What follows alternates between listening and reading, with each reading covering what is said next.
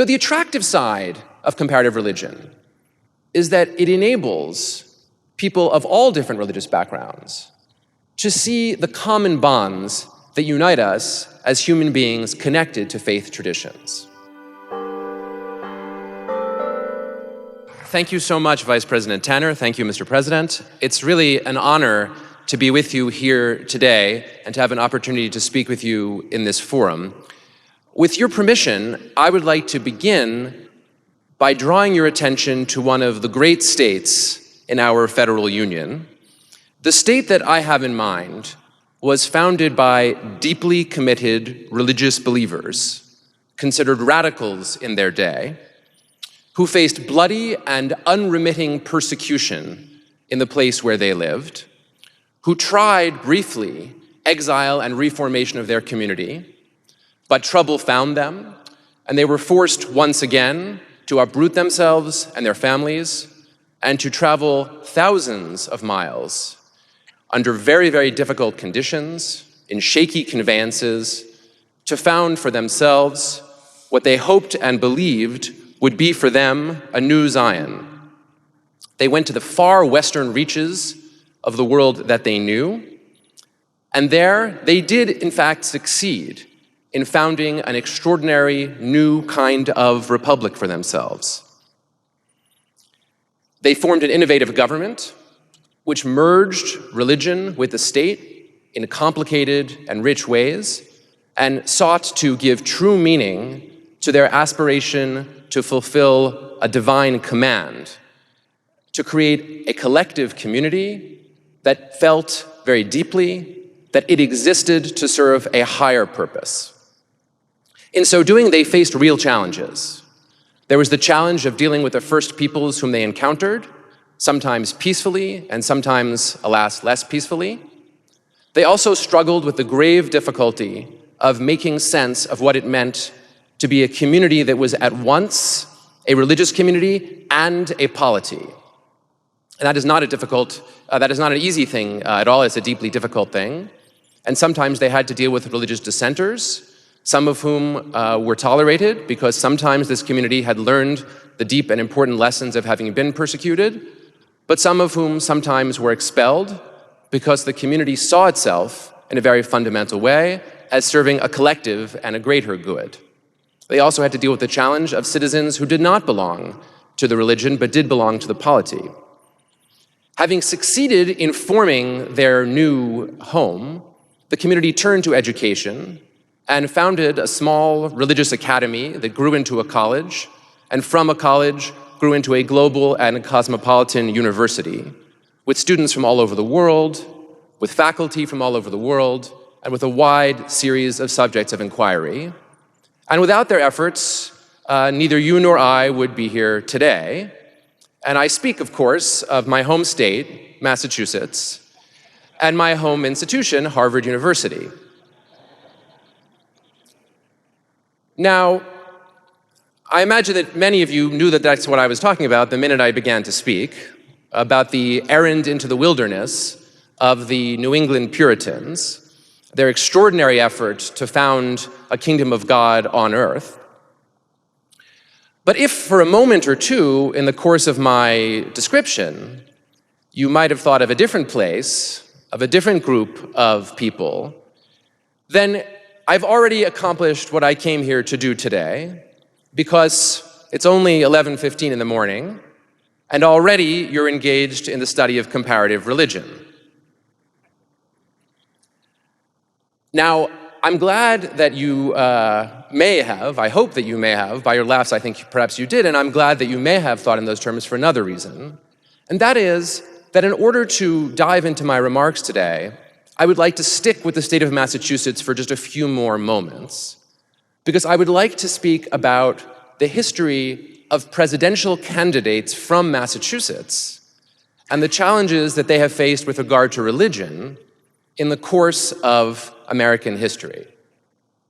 And I'm going to start with the first one, John Adams, who was elected president in 1796. He was a Congregationalist, that is to say, a direct descendant of the New England Puritans who had founded Massachusetts. His own personal religious beliefs, I would say they trended towards Unitarianism without completely getting there. And his Calvinist roots were deeply felt in his own presidency. By contrast, in his presidency, President Washington and later President Madison, both of whom were Virginians, declared days of Thanksgiving. This is seasonally appropriate since our Thanksgiving Day is the direct descendant of these public presidential declarations that the American people should give thanks to God for all the glorious wonders that he had done for the American people. John Adams did not declare a day of Thanksgiving because he was a New England Calvinist by origin. He declared a day of fasting, self-searching, self-reproach for the American people to ask about why we were so sinful and why it was that God had brought all of these terrible punishments upon us. As you can imagine, he was not reelected. Though I think not solely for reasons connected to that. It is true, however, the election of 1800, John Adams' failed attempt for re-election to the presidency, became the first election in American history in which religion was a major national issue. And interestingly, it was not Adams's religion that was at issue, but the religion of his opponent, Thomas Jefferson. In the New England states, which remained heavily Congregationalist at the time, it was repeatedly said that Jefferson was an atheist. And although Jefferson himself never quite acknowledged being an atheist, he never quite denied it either. And his rewriting, his personal rewriting of the Gospels, in which he excised everything that he was confident was not actually correctly ascribed to Jesus Christ, was, let me say, a very slim volume. In this, he anticipated some contemporary biblical criticism, in fact, where often it seems that the best method for guessing what it was that Jesus may or may not have said is to figure out what I would have thought or said and to see if it agrees. Jefferson, however, was open about this being his fundamental undertaking.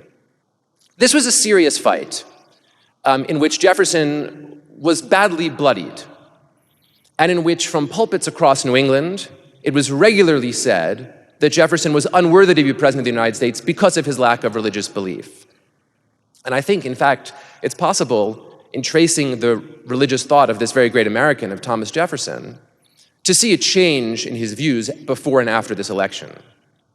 Before the election, he believed in religious liberty, in large part for the traditional reason, which was that religion ought to be protected from the government. The earliest motivation for the separation of church and state in Protestant thought, of which Jefferson was an inheritor, was not to save the government from the bad influences of religion, but to preserve religion, godly religion, from the worldly influences of government, and to protect religious people against persecution. In the second half of his career, after suffering at the hands of New England clergy, Jefferson turned, and he began to say that the reason for the separation of church and state was, at least as much and perhaps more, to protect government from the baleful influence of religion. So there were real consequences to this fight. Now, to go back to our first one-term Adams president, John Adams, his son, also John Quincy Adams, became president of the United States, and he too managed just a single term. And again, his religious tradition was Congregationalists tending towards Unitarian. In his diary, one day, this was after he had been president, he heard the great philosophical and religious thinker Ralph Waldo Emerson give a lecture at the Harvard Divinity School, which focused upon Emerson's great idea of transcendentalism. And in a very laconic fashion, John Q. Adams wrote in his diary, which he had kept every day since he was a small boy, I'm paraphrasing here, but it's close, the speaker evinced a great desire to found his own religious sect. He was skeptical of the idea that one could go too far from traditional religion. Now, John Q. Adams became president of the United States in 1824, and it was another century before another Massachusetts man became president, and that was Calvin Coolidge in 1924. And in fact, I mentioned Coolidge only parenthetically because he was also a New England Congregationalist. It shows you just how little things had changed in the intervening century. And then, fast forwarding to 1960, came the run for the presidency of the next Massachusetts president, John F. Kennedy. And as you know, when John Kennedy ran for president, things in fact were quite different because Kennedy was running as a Catholic and faced tremendous criticism and struggle, both during the Democratic primaries and then in the general electoral campaign, over the question of his Catholicism, with the essence of the attack on Kennedy coming in the form of the suggestion that because he was a Catholic, he would inevitably be constrained by church discipline to listen to the church authorities, to the church hierarchy, and to do what they instructed him to do, either directly or more likely through their general religious teachings, when it came to making important decisions about government. Now, this became such a serious challenge for Kennedy that he and his political advisors decided that they needed, fundamentally, to take it on directly. And so in September of 1960, just a little under a month before the general election, just a little under 2 months before the general election, so with time for the issue to resonate through the media, he went to Houston, Texas, to give a talk to a group of Protestant ministers at which he spoke directly about the religion question. And it's a fascinating speech. The text can easily be found on the internet, and I actually discovered in researching this talk that, in fact, a video can be found on the internet of this. So if you're interested in this, don't take my word for it, just go and have a quick glance at it. It's a remarkable piece of political theater, and you can see it firsthand. Kennedy's punchline was that the church would not control his policy judgments, and I'll read it to you. I won't try the accent. "I am not," said John Fitzgerald Kennedy, "the Catholic candidate for president. I am the Democratic Party's candidate for president who happens also to be a Catholic. I do not speak for my church on public matters, and the church does not speak for me." He went on to say that in any case of conflict between his own personal views and those views of the church, which he said was so unlikely to occur that he wasn't even willing to acknowledge that it would occur, but should it happen, he said, "Whatever issue may come before me as president," and now listen to the issues that he chose, "on birth control, divorce, censorship, gambling, or any other subject," and I'll return to those subjects in a moment, "I will make my decisions," said Kennedy, "in accordance with these views, in accordance with what my conscience tells me to be the national interest, and without regard to outside religious pressures or dictates, and no power or threat of punishment could cause me to decide otherwise." Now notice the topics that Kennedy took on. He took on what were the most divisive public issues of the day that directly in the public mind implicated Catholic teaching: birth control, divorce, censorship, that is to say censorship of speech, which the Catholic Church had been strong on, that is in favor of censorship, gambling. Now, these are not precisely the issues of today. Today we would have to add abortion, we might have to talk about stem cell research, we'd certainly have to talk about gay marriage, but he, and this is the point, as a politician, directly confronted the most controversial issues. He didn't specify what his own views on those topics were, that was for other speeches, but he said that his views on those speeches would be his own, and they would be, as he said, in accordance with what my conscience tells me to be the national interest. Now, as we know, Kennedy's gambit worked, at least insofar as he got elected.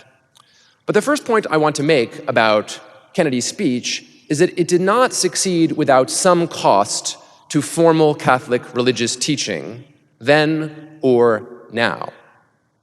And I think the key to this can be discovered in the fact that Kennedy very self-consciously used language of conscience that in the American public mind, perhaps unconsciously, but very deeply, was associated not with Catholicism, but with Protestantism. Now, let me say a word about why the idea of conscience is closely associated with the history of Protestantism, rather than that of Catholicism. It has to do with one of the foundational moments in Protestant history, the moment at which Martin Luther, one of the first and most significant Protestant thinkers, faced down church and civil authorities, and when told, retract your conscience, Martin, that is, retract the views in criticism of the church that you have expressed as a matter of conscience, said famously, I cannot retract my conscience because it would not be safe or right to do so. I am, he said, only able to make judgments on the basis of what Scripture, reason, and conscience teach me. And in this moment, Martin Luther captured the difference between his own view and the view of the Catholic Church as it existed at that time in the 16th century. The view of the Catholic Church was that the individual did indeed have conscience, but that that conscience could be in error, and that when a believer was faced by a church authority who said very clearly, your conscience, sir, is wrong, it was the religious obligation of the believer to change his views and to retract them. Luther said that he could not and would not do that. He placed, in effect, his conscience above the responsibility of church authority to teach the truth. And this was a revolutionary thing for him to do, and it remained at the heart of the deep battle between Catholicism and Protestantism, which battle, as you know, was not merely religious or symbolic, but often involved actual human beings fighting each other, killing each other, putting each other on trial in both directions for more than 100 years, and the echoes of which remained when John Kennedy was running for president in the United States in 1960. So, although these events, Martin Luther's confrontation, occurred nearly 500 years ago, it's recent history, it's within the last 50 years, that such issues remained a meaningful topic of politics in our country. I'd like you to note, and this is the second point I want to make about Kennedy, I'd like you to note that today it seems almost unimaginable that there would be a deep divide between Catholics and Protestants in this country on the question of a presidential election. I'll come to this in a moment when I mention John Kerry. But notice that just 50 years ago, many Protestants were unprepared to vote for a Catholic for president, and the speech I'm discussing was a turning point, a crucial moment at which a 500-year process of confrontation began to dissolve itself, at least here in the United States, in American public life with regard to politics. Now, Kennedy, in effect, spoke the language of conscience because he wanted to reassure voters that he would act on his own accord to refute their concern that because he was a Catholic, he would be president as a Catholic. And in the course of doing so, he in effect adopted what was perhaps with a small p rather than a large p, but nevertheless a Protestant vision of what it was to be an American politician, an American leader, according to which private conscience was more important than public religious teaching. So there was some cost, I want to suggest, associated with this comment that he made, but as we know, it was in practical terms a successful one. And last point about Kennedy's speech that I want to emphasize, Kennedy was following a tradition associated with Thomas Jefferson, whom I mentioned a few moments ago, who famously said that the opinions of a man on a question of politics had nothing to do with religion. He said whether I would vote for someone or not, based on their religious views, has as little to do with the decision of how I would vote as that man's position about geometry. It's a good thing he didn't say biology or some other controversial topic. I guess he chose geometry on the grounds that he thought of it as wholly divorced from ordinary political realities. So that's the Jefferson idea, that religious belief have nothing to do with politics. And as you can imagine, in the election of 1800, he said that again and again and again, and it's important as a matter of historical record to recognize that many people disagreed with him about this. But notice that Kennedy was picking up on that idea, and he was saying, don't vote for me because I'm a Catholic. Don't vote against me because I'm a Catholic. Consider the fact that I am a Catholic irrelevant to your decision to vote for me. I will return to this in a few moments. Before I get to John Kerry, though, the next Massachusetts Catholic to run for president, I want to just mention Michael Dukakis, a governor of Massachusetts who was the presidential nominee of the Democratic Party, as you know, in 1988, and Senator Paul Tsongas, another Massachusetts senator, former senator, who was a candidate for the Democratic candidacy in 1992 in the primary elections. He ran against Bill Clinton, ultimately unsuccessfully, though he did win in New Hampshire. Now, what's interesting about Governor Dukakis and the late Senator Tsongas when it comes to religion is that they were both Greek Orthodox. It's a remarkable, purely from a statistical standpoint, the idea that Massachusetts' two best presidential candidates in a long time were both Greek Americans who came from Greek Orthodox families and professed a continued connection to the Greek Orthodox Church is simply a remarkable statistical fact. I mean, there is a big Greek Orthodox community in Massachusetts, but not compared to the size of the state. But what's also interesting is that the content of the beliefs of the Eastern Orthodox churches, or of Greek Orthodoxy in particular, as far as I can tell, never in any moment came into political discussion. Not at any moment in the campaign. And though I'm old enough to remember each of these campaigns fairly clearly, I thought that wasn't good enough, and I went and did some research in preparation for my talk. And sure enough, I found just one article in one newspaper from 1988 in the primaries of one junior staffer for a Republican senator objecting to Michael Dukakis saying that he was a member in good standing of the Greek Orthodox Church on the grounds that Mike Dukakis' wife was not Greek Orthodox, and therefore he was not technically in communion with the Greek Orthodox Church. And then that was it. This had no legs. This issue apparently had no legs. Now, that's as it should be, I think, in some important sense. But I think it's interesting because of the specific beliefs of the Greek Orthodox Church and the Eastern Orthodox churches with respect to the great mysteries of religion. It is a fact that the Eastern Orthodox traditions are mystery religions, deeply connected in their Christian tradition to even more ancient trends in Greek mystical religion, ancient Greek mystical tradition. And according to the vision of theosis that the Eastern Orthodox traditions subscribe to, the human goal is conjunction between the human and the divine, to become one with God. And the mysteries through which this occurs are mysteries of faith that other religious denominations call sacraments or endowments, which take place by necessity and by tradition in secret. So the consecration of the host, for example, in Greek Orthodox or other Eastern Orthodox traditions, cannot happen out in public before the public, but must happen secretly. And the priest turns his back and actually goes behind a screen.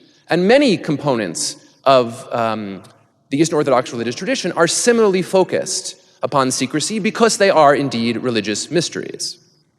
Now, I think this is something beautiful and something to be respected. I mention it only because had opposing politicians wanted to criticize or go after or try to undercut Mike Dukakis or Paul Tsongas on the basis of religion, it's arguable that they might have been able to find some ground there.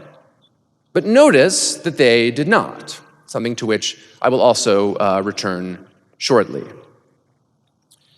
From 1992, I take you forward to 2004, when John Kerry was the next Massachusetts candidate for president, the Democratic candidate, a Catholic like John Kennedy before him, John Forbes Kerry, who was also JFK, a fact he likes to remind people of.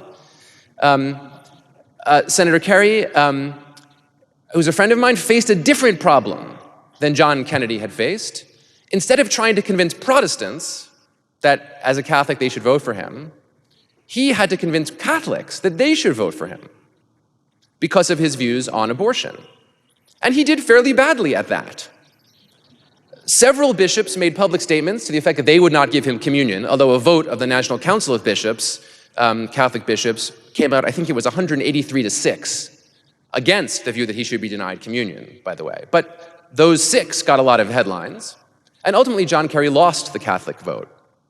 Just to make things more complicated for John Kerry, in the middle of this campaign, in which he was dealing with his Catholicism, it came out that both of his paternal grandparents were Jews, a fact that he himself had not known, and that his grandfather was a Jew from Central Europe who had been born Fritz Kohn and had changed his name to Frederick Kerry.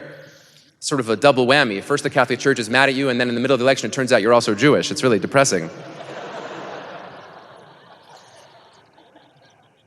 And then there was Massachusetts Governor Mitt Romney, whose campaign for the Republican candidacy in 2000 and 2008 you all followed closely, as did I. Interpreting the reasons for votes is a difficult business. I'm going to leave it to others. I will simply comment on two things. First, Governor Romney had very bad luck in running into Governor Mike Huckabee. It's very unusual for there to be a serious player for the presidency who's an ordained Southern Baptist minister, who has served not once but twice as the pastor to a church. This is very rare in American history. It's not unheard of, but it's very rare.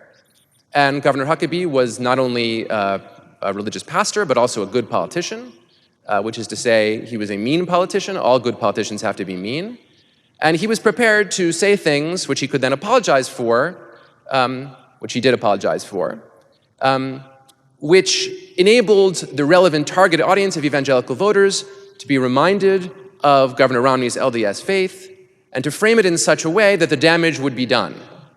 So Governor Romney decided to give a speech of his own, and I'd like to draw your attention just briefly to that speech. I imagine many of you watched it yourselves. It was a difficult speech for Governor Romney to give because unlike Senator Kennedy when he ran for president, Governor Romney couldn't say that religion was irrelevant because he does believe, that religion is actually a very important component of public life, that one has an obligation to engage with religion to make sense of one's own beliefs and values, and indeed he was trying to appeal to values voters who felt the same way. To make matters more complicated for Governor Romney, he was prepared to say something about his religious faith, and he said, and I quote, he believes that Jesus Christ is the Son of God and the Savior of mankind, but he said he would go no further. Here's Governor Romney. There are some who would have a presidential candidate describe and explain his church's distinctive doctrines. To do so would enable the very religious test the founders prohibited in the Constitution. So he was saying, in essence, religion is not irrelevant to me, and I will tell you a little bit about my religion, but I do not wish you to ask me anything further about my religion, and indeed, if you do, you are violating the Constitution. That is a very tricky position to maintain, and I would submit to you that it was not successful, ultimately, in terms of the public sphere.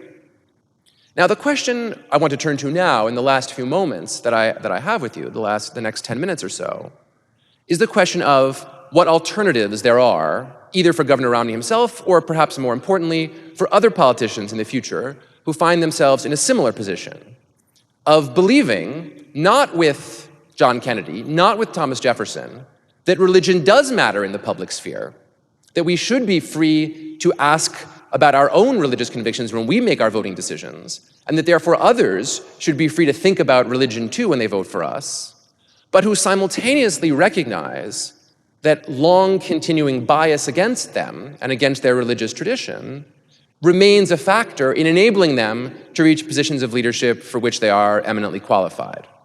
That's the quandary I'm interested in. And I want to suggest to you that comparative religion, of the kind we've already been doing today, may have something to say about that. Now, comparative religion has a wonderfully attractive and appealing side, which I'm going to say a word about in a moment, but it also has a frightening and dangerous side, and I'm going to say something about that too. I'm going to start with the appealing side, because otherwise you'll turn and run, and although I know some of you have to go to class pretty soon, I'll feel bad if you get up and go to class 30 minutes before your class begins. So the attractive side of comparative religion is that it enables people of all different religious backgrounds to see the common bonds that unite us as human beings connected to faith traditions. And it enables us to do that by seeing that there are tendencies, streams, and trends within all religious traditions that can simultaneously offer some of the richest form of religious experience, and that are also in some ways disquieting, troubling, and difficult to deal with for aspects of the religious faith. And I'm just going to give you one concrete example, and that's the example of religious mysticism. No great world's religious tradition is free of, or is without, is a better way to put it, is without a mystical strand.